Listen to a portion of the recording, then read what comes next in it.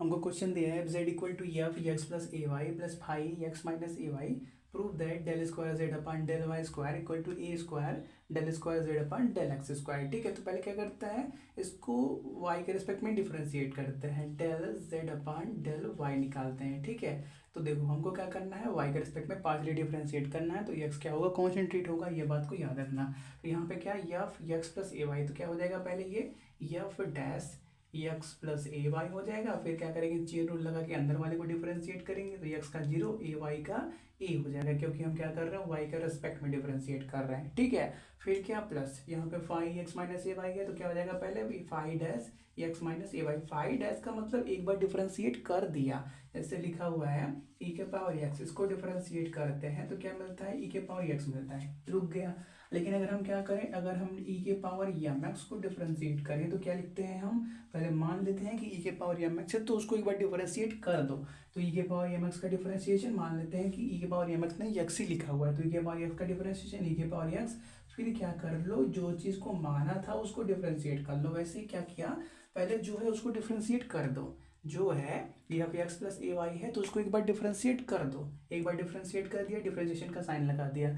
फिर क्या, जिसको माना है उसको डिफरेंशिएट करो। तो किसको माना था, एक्स प्लस ए वाई को माना था कि कुछ भी है उसको डिफरेंशिएट करो, तो क्योंकि वाई के रिस्पेक्ट में कर रहे हैं तो एक्स का 0 ए वाई का ए हो जाएगा। ठीक है, चलो ए कांस्टेंट है वो बाहर हो जाएगा, वाई के रिस्पेक्ट में 1 हो जाएगा, मतलब ए बचने वाला है। और ऐसे ही यहाँ पे पहले जो है उसको एक बार डिफरेंशिएट कर दो, five X minus A Y है तो उसको वाले एक बार डिफरेंशिएट कर दो, तो फाइव डैश मतलब फाइव का डिफरेंशिएशन हो गया।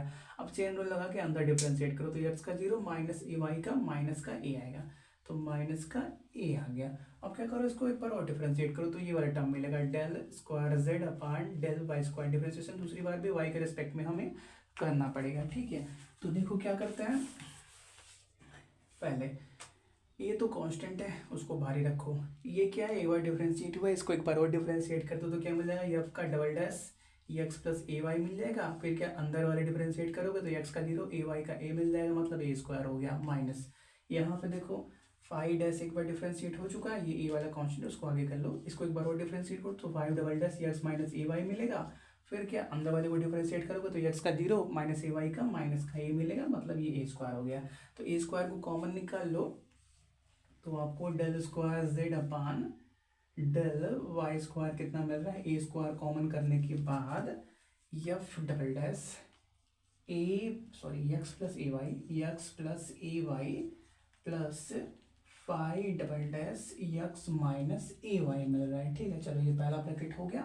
अब क्या करते हैं, एक्स के बारे में बात करते हैं। ठीक है, del Z by del X निकालते हैं, del Z by del x.